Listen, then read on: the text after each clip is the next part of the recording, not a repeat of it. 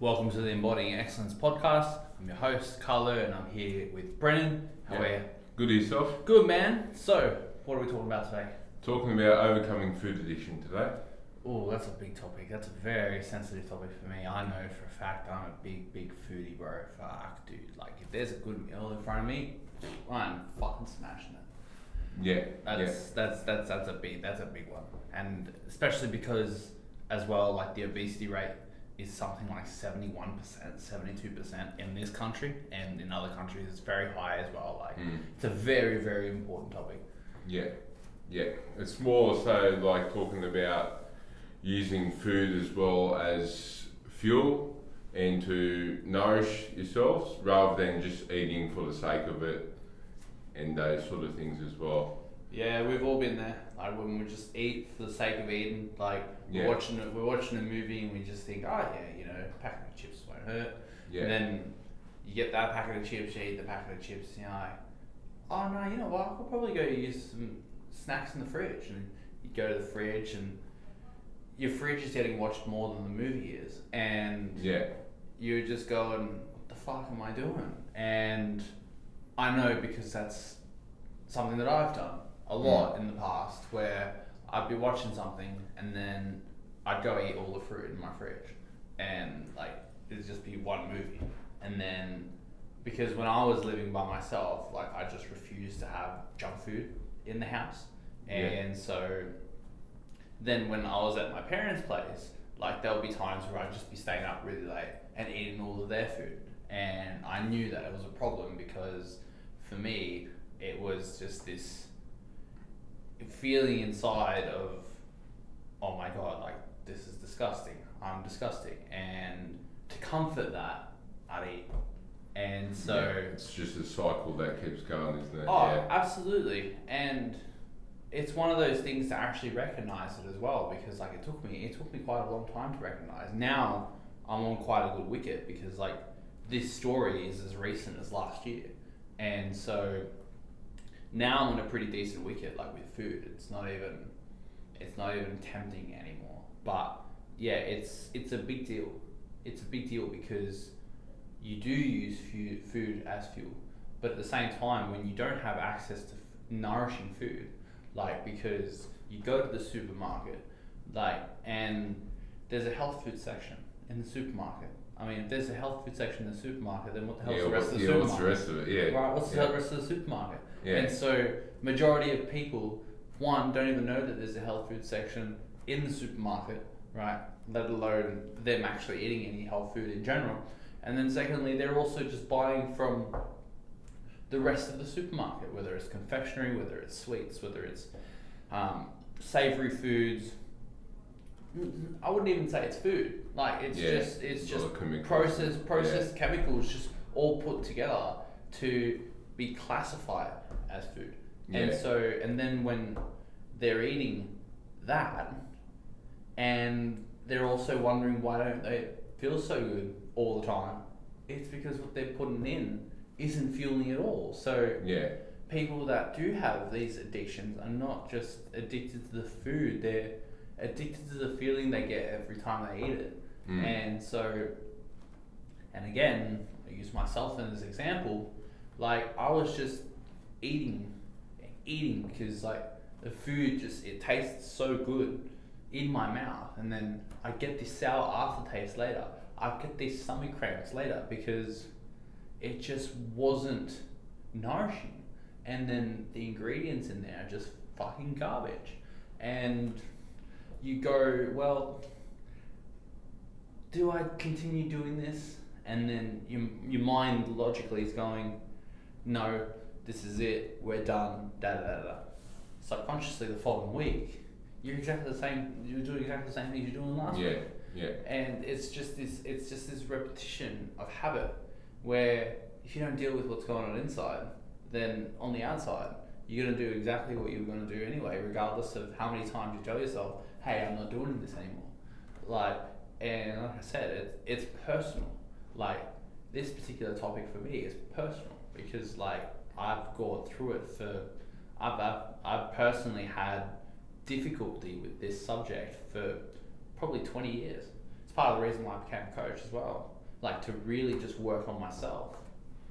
Yeah, I've had the problem before. Like in particular, like if you sort of, even if you used to go out to somewhere to eat, with the intention of having like. Where was your go-to place? Like when you were at the time where things weren't too shaky, like with the way that you were eating, you weren't disciplined. Like what was your go-to place? Was through wherever. Like it could be wherever the family's going, Italian or could be like Hogs Bear or somewhere like that. Yeah. And rather than going for like the steak and veggies or something, you'd always just go, I'll just get the burger and chips. Yeah. And even though you've gone in there with the intention to go healthy, your food addiction has sort of taken over, then your mentality's taken over. Yeah. Whereas now I can go in there with the intention of eating healthy and then follow through. Yeah, bro, it started at high school for me, where I was just like, I wasn't really sure of myself, where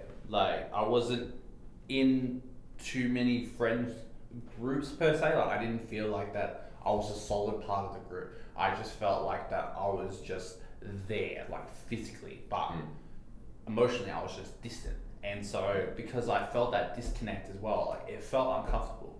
And so I'd just go into the canteen and just get something to eat. And then, oh, okay, yeah, all right, I feel a lot better now. This is cool. And I'd go about my day. But then any time that feeling, that uncomfortable feeling would go up, I'd just go to the canteen. And so I just continued that cycle of going to the canteen and buying shit that I didn't need to buy, but I bought anyway because I was dealing with my emotions through eating. Yeah. And so it happened at home, it happened at work, like when I started working after high school. And it's one of those things that you don't pick up on because you haven't, well, I will just say for me, like I haven't gone through a period of my life where I went hungry. And so food was so abundant that I didn't even really pick up on the fact that I had a problem until recently. And so being able to actually grasp what was going on within, like the food definitely took a toll because, like I said, when I was eating like crap, I felt like crap. And when I was eating good, like I felt good, but then the lure of the really sweet tasting shit that I was used to eating before, it just sort of come back and you're like, oh, you know, one packet of Oreos won't hurt, and then one packet turns to 2 packets, and then exactly. Suddenly you've bought half the snack aisle, and I'm going, I can't do this. Like I said, for me, it was a big deal for me, like when I was a kid, and I struggled to talk about it a lot because different things came up growing up where I just was ashamed of like how I looked and how I felt, and so I used food as a way to cope with that. As like contradictory it is, that's what sort of you did as well. Like I used to do the same thing as a kid. Like I used to go to the cupboard and just have food while no one's watching, shit like that. Dude, but sometimes I still do that. You know, like in your, even though no one's seen you do it, you know in your heart that you've done it. Like that's where your self-confidence and that sort of goes down, and your integrity, all them sort of things, and that's got a spiral effect on how you're performing every day, like how you're living and all that, and how you're talking with people and them sort of things as well. Well, that's the thing too. Like it's one act after another act that creates this downward spiral, because when you choose to do the same thing, like the same things will continue to happen, and sometimes they get worse because then it expedites into this massive bundle of shit that you haven't properly dealt with, where if you decide to make a difference and make a change and you make a choice in the other direction, then that's where, by looking in, you can then discover, oh my god, like I've actually got a problem here. And so it takes extreme ownership to figure out that there's a problem, because I can't remember who quoted it. I'm pretty sure it was Thomas Sowell, but he said that it takes considerable amount of knowledge to realize the extent of your own ignorance. And so I rung that as very true, because for a long time I was very ignorant and I was very self-conscious. And if anybody poked a hole at my ignorance, I was hyper defensive. And so just understanding that this is a big deal, and it's something that's actually internal rather than external, because I've seen people and I've coached people as well that were blaming the food. Oh my god, like I don't eat enough food, like how can I be so heavy? Or hey, like the food's really good and I can't control myself. And it's like, well, you're putting yourself out of your own power. Like you're giving the power away. And by giving the power away, you're not going to be able to make changes. And so that's what I most recently discovered about myself when I was doing things that weren't in alignment with who I said I was and what I wanted to do. And so, yeah, and food was one of those things where I was heavily addicted for a long, long time. Yeah, it's there's always like there's points that you sort of go without reaching for the food, and you get a bit of confidence and something comes up, like whether it be something that sort of didn't go your way or something like that, then you just turn to it because it's comfortable as well. I find that's a thing as well with being addicted to food, because it's that comfort zone that you feel comfortable there by eating food as something that you're used to, and then that just actually makes you feel worse a lot of the time. But yeah, that's happened to me before in the past, but now to be honest, I look at food. In the last like few, or probably year or two, maybe a bit longer now, if I see something, sometimes I even pick it up and think about having it, and I just say, why the fuck am I picking this up for? Then I put it back down and don't eat it. And every time you do that, you get a bit more confidence in yourself. That's why I get the shits a bit when people bag 75 hard and programs like that, because programs like that are designed to give yourself some self-confidence that you can go extended period by not going to cheat on your diet or cheat meal or alcohol, whatever it is. And that's developing mental toughness, it's developing discipline, all them sort of things. By all means, later on, once you're in control of the food you're eating and you feel comfortable that you can have food for the right reasons and just have it as a treat or something like that later on, and without it having control over you, have a Tim Tam or something like that, or have a sweet treat here and there. But don't make that your main thing, your main source of food all the time. Don't make it the thing that you grab when you're in need. Don't listen to things. Focus on other things, in whole foods, nutritious foods, and stuff that makes you actually feel better. But yeah, even like if you have, for example, a Tim Tam, rather than just having a whole fucking packet of Tim Tams, have maybe 1-2 Tim Tams, have it with a protein shake, a bit of berries or something nutritious. At least you're getting some nutrients into yourself. Protein's going to make you full, allow muscle protein synthesis to take place and all sorts of things, right? It's got a lot of nutritional benefits. Berries obviously as well, antioxidants, all them sort of things. And then Tim Tam, it's just going to satisfy your cravings a bit. Whereas if you have a whole packet of Tim Tams, it's going to do nothing whatsoever for you. It's not going to make you full or anything like that. It's got no nutritional benefits, anything like that. And then in an hour, you're going to go fucking eat another packet. That's going to do you any good whatsoever. No. And what annoys me as well a little bit is when you mention that people demonize programs like 75 Hard.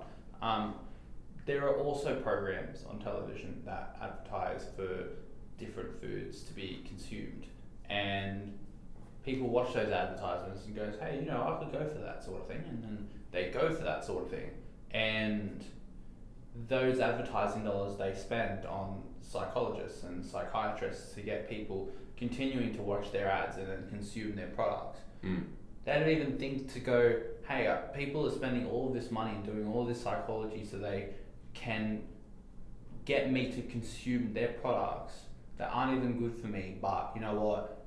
They have a dancing lady on the commercial who happens to be hot, so I'm going to go buy her what she's selling.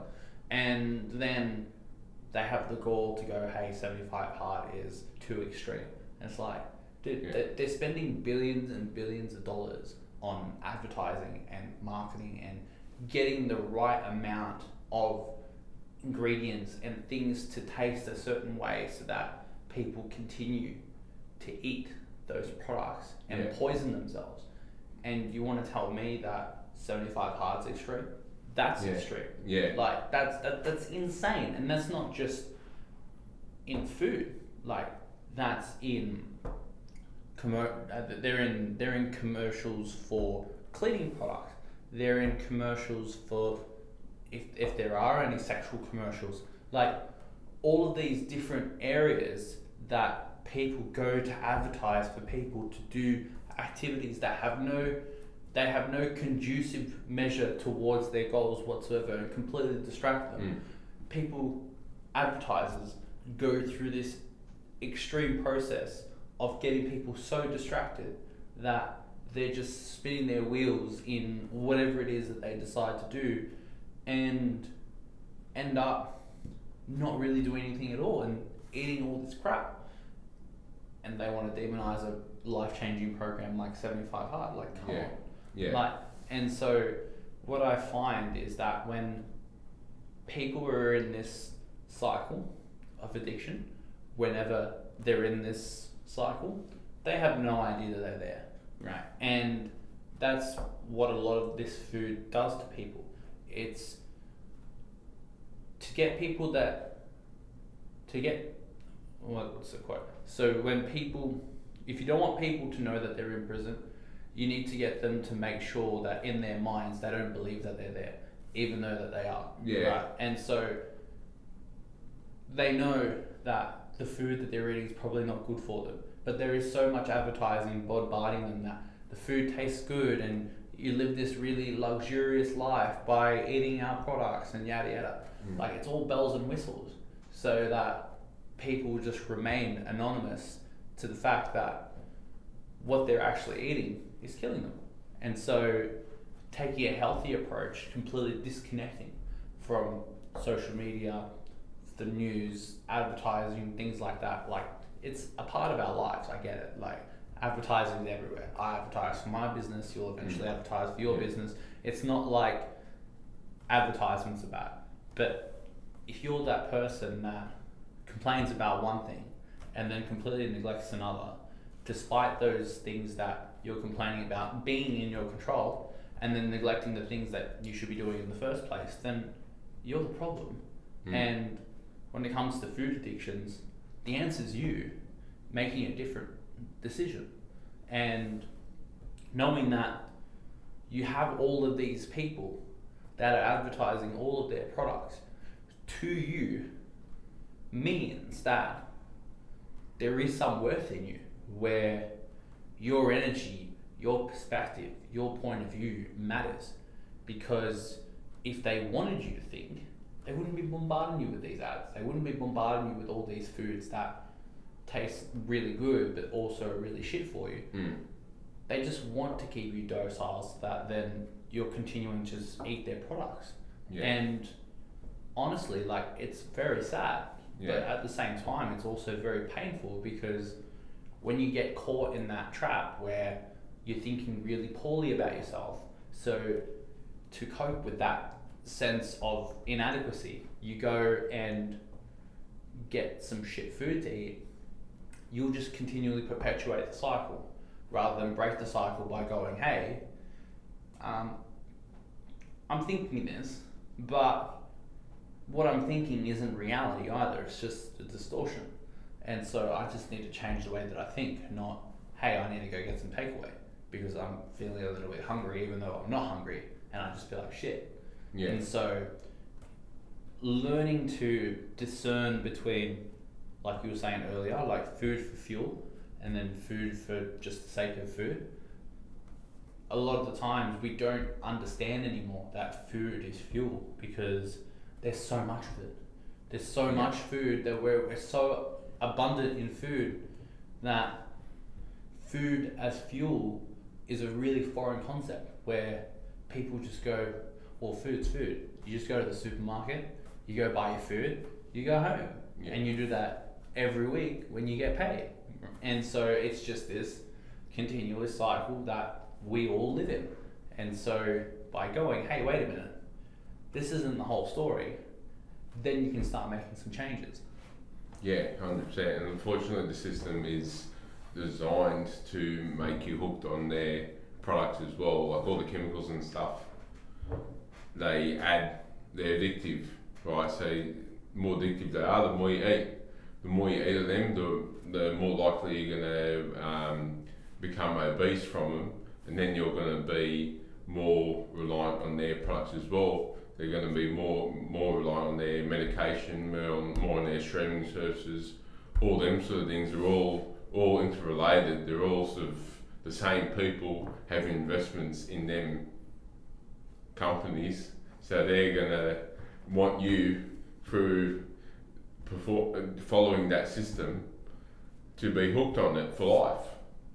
And that's not going to do you any benefits. Like you said before, you do have value there, or else I wouldn't be advertising. It's your choice if you want to go down the path and continue follow the system, or just take your own route and eat what's best for you and do what's best for not only yourself but your family. And yeah, it's making a different decision. Like we've had cows for hundreds and hundreds and hundreds of years. Sheep. Yeah. Like they're animals. Like we eat them. But at the same time we've also had these artificial products for maybe just under 200 years. Yeah. And then they tell us that it's the animals that are the problem. Yeah, right? yeah, exactly. And none of these artificial products that they're not a problem. They're not even food, No. But hey, eat them because they taste really good.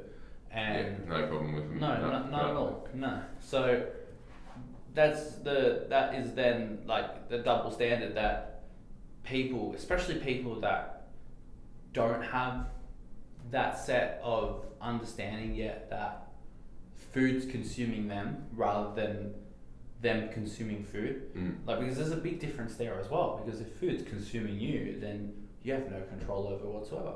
Yeah. Where if you're consuming food, then you do have some control over it. And so it might not show in your body yet because your body might metabolize it really well, but it does show up. And so your mind can lie, like your mind can bullshit, like it can bullshit at the best of times, right? But your body can't. Yeah. And so if you eat like shit and you have a six pack, well, great. But at the same time, like your body's eventually going to catch up, like, because it always keeps score. So unless you deal with it, it will eventually catch up. Like I know as a kid, like my brother, like he was genetically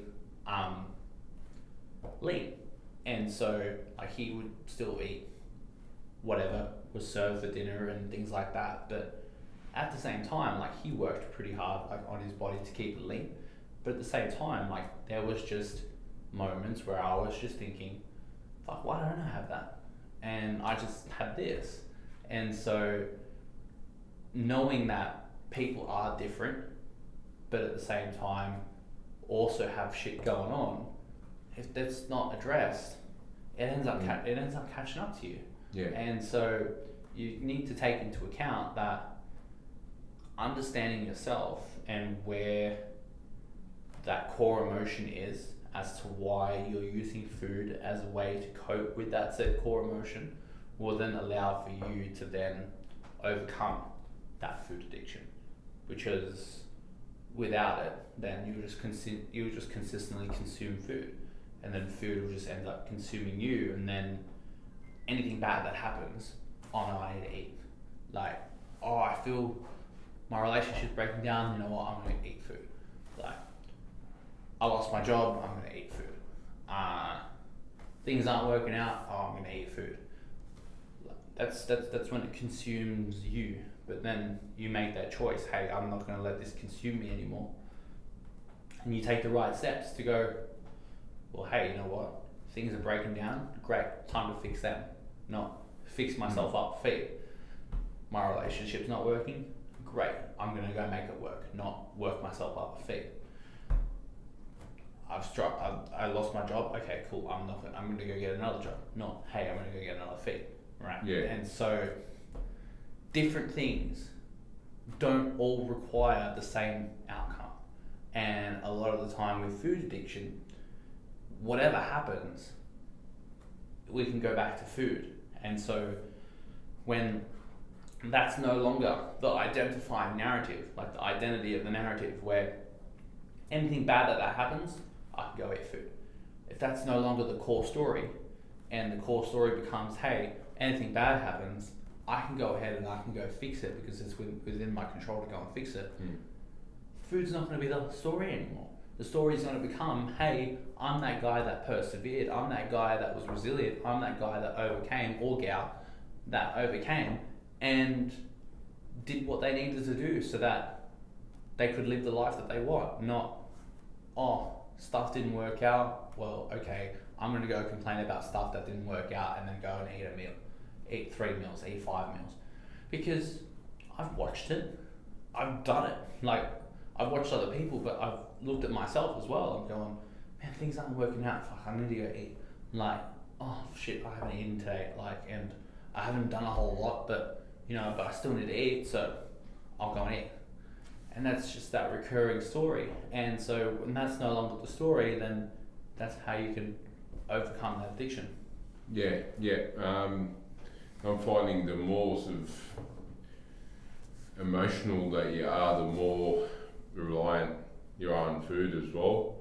A lot of estrogenics and stuff like that in the environment, and it might be a bit far-fetched, but like men are becoming more estrogenic and probably more higher emotions because of that, and more likely to binge eat and all them sort of things to cope with their emotions, rather than just having more masculine traits and just dealing with the situation at hand. Like, what's your opinion on that? Oh, that's not far. That's not far-fetched at all. Yeah. Like, because, like, I'll go even further, that they poisoned the water. Adenosine. People know this, Yeah. and so like with all the atrazine and everything else, that like it transforms the chemical composition of the body from a male to a female, and so with all of this like poisoned water, then you consume it over a long period of time, and then those changes ended up happening. Like, that's not really the subject today. We can go deeper in that in a different time. But with that being said, like, man, that's not far-fetched at all. And so the thing is, with this changing landscape, I feel you need to do one of two things. One, recognize that if this is happening to you, that you know that it's happening to you and you need to make some changes. Or B, adjust so that you're doing the things that you think that are right, and that if you want to be this way and continue to be this way, then quit complaining that it is this way, because you're continuing to make these choices. And so B is obviously the easier one, where actually going, holy shit, I've fucked up and I need to make some changes. That's the harder one. People often opt for the easier one. And so that's not what we're about here. We're about going for the hard one. And so by doing the hard one, you need to take absolute ownership. Like, any little bit that you feel that you could point the finger and blame somebody else for, like, you're pointing straight at yourself. Like, and you're going, hey, everything is my fault, right? The weather's shit today, my fault, right? People don't like me, my fault. that bag is too heavy, my fault, right? Everything is on you. And when everything is on you, then you go, hey, I have control. And then when you have control, you go, all right, what decisions do I need to make to ensure that I can reach said goal, which is, in this case, overcoming food addiction. Cool, well, I know if I don't eat, I die, which pretty standard, right? Yeah. But you go, well, I'm not going to eat shit, and you make that commitment and go, hey, I'm not going to eat shit, then you go, oh, am I going to pick the Oreos or am I going to pick the blueberries? Well, obviously the blueberries, right? And so by taking that step and doing that each and every single time, you begin to habitualize that decision-making process. And then it then just becomes, well, I know now that I'm not even tempted to go eat Oreos, like, because I don't fucking like them. And I'll go and eat blueberries. Even if I'm feeling like shit now, like, I'll go and eat blueberries. I know for a fact that I used to eat Oreos like it was my job, right? And at the same time, knowing that I've taken these steps and made this decision, things do get better. Will you feel like shit sometimes? Absolutely. Does it matter? No. Because you have a task to do, you have goals that you've set that you want to achieve, and you have commitments and you have obligations. And so by prioritizing your commitments and your obligations, then every decision that you make is going to be based on those commitments and obligations that are bigger than yourself. So you go and you make the decisions to go and eat the healthier food. You make the decisions to go to the gym. You make the decision to talk to that person that you need to talk to. You make that decision to do what needs to be done in order for that said goal to get done each and every single time without hesitation. When you start out on this decision-making process, yes, it's going to be hard. Yes, you're going to stumble and you're going to fuck up. There will be times where you don't want to pick up the chocolate bar, but you end up picking up the chocolate bar and then you put it back down and you say, well, why the fuck did I pick that up? Like, there are going to be times where that happens. And so provided that you're not going to the checkout to buy the chocolate bar and then eat the chocolate bar, then it's completely okay. Yeah. And if you do eat the chocolate bar, well, you ate the fucking chocolate bar. You can't do anything about it then. That's right. And so you ate the chocolate bar and you go, hey, you know what? This chocolate bar was fucking great. I enjoyed it. Thank you for allowing me this satisfaction of this sweetness, because once upon a time, that chocolate bar soothed you.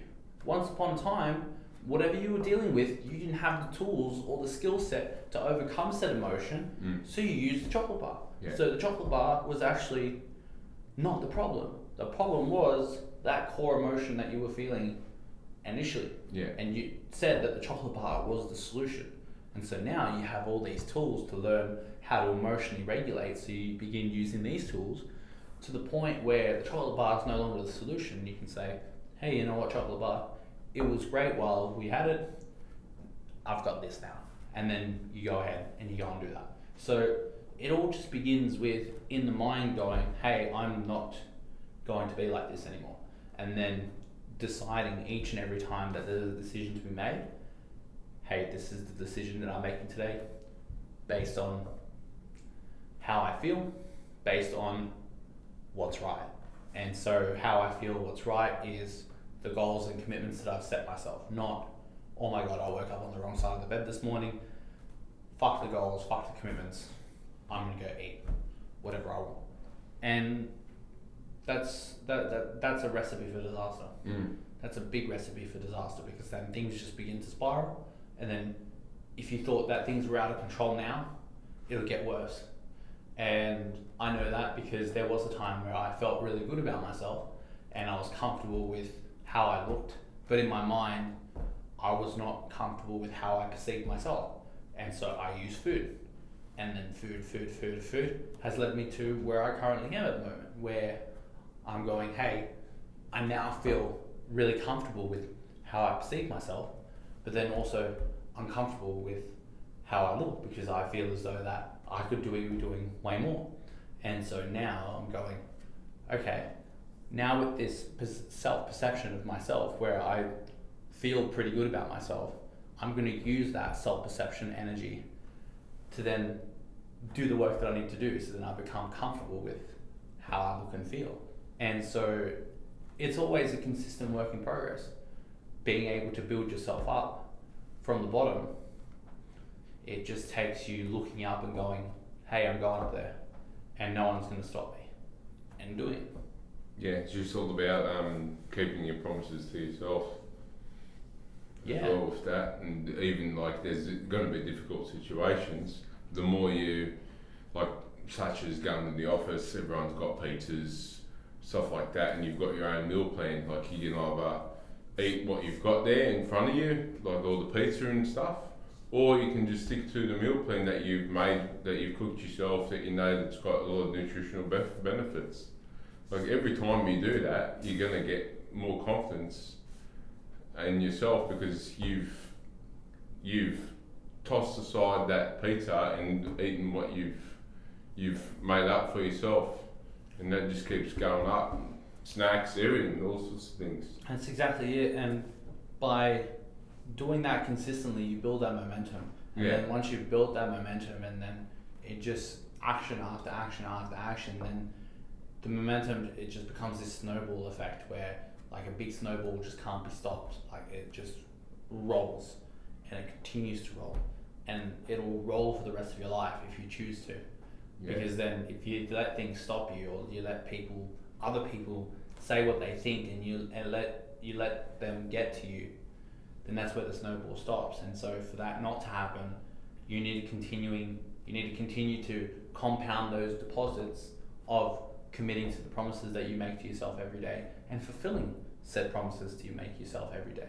And that includes not eating like a fucking dickhead. Yeah. And that's definitely a story for a long time that I've stood in front of the mirror and said, hey, like, this needs to stop. But I never addressed what was really happening inside until recently. And so it's now just building up those deposits, because after so many withdrawals, like you're so withdrawn that you just feel deflated and depleted. And so, but to feel fulfilled and to feel nourished, then you need to deposit into your health. You need to deposit into your relationships.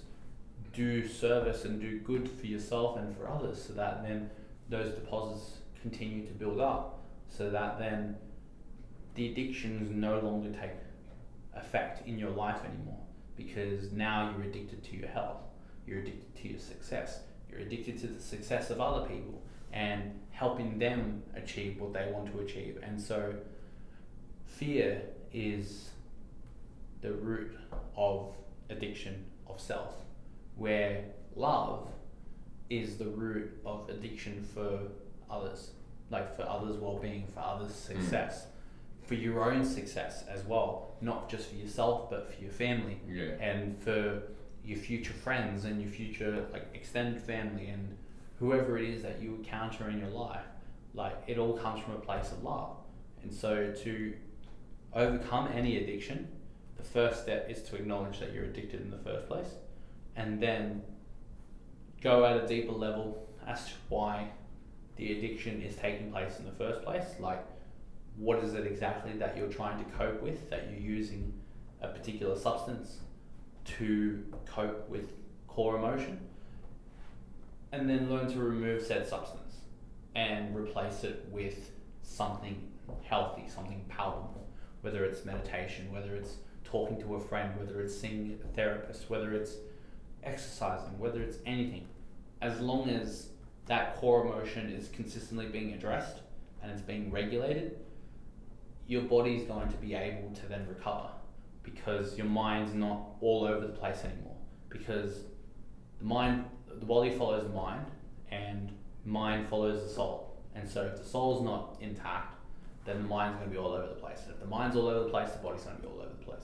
And so it starts with the body and ends with the soul, but you need to deal with the soul first, so that then the body doesn't take a beating. And so don't let your body take a beating. Just allow yourself to go, hey, you know what, I need to step out for a second and do an inspection of what's going on with it, so that then the addictions don't then inspect you and go, oh, hey, you know what, yeah, we can take this guy, he's pretty weak-minded and he's not going to be able to cope without us, so we can do whatever we like. and they'll build on that whilst you suffer. To not suffer, you just do the exact opposite. Yeah. I agree with that. I think that sums up today's episode. Yeah, I think so. Covered a lot. Yeah, so thank you for joining us in today's episode. I know it's a bit of a long-winded, deep conversation, but at the same time, that's what we're about. Long-winded, deep conversations that help you become better and help you. So if you got any value from this, please share our show, and we'll see you next time. Yeah, thank you. Have a good one, guys.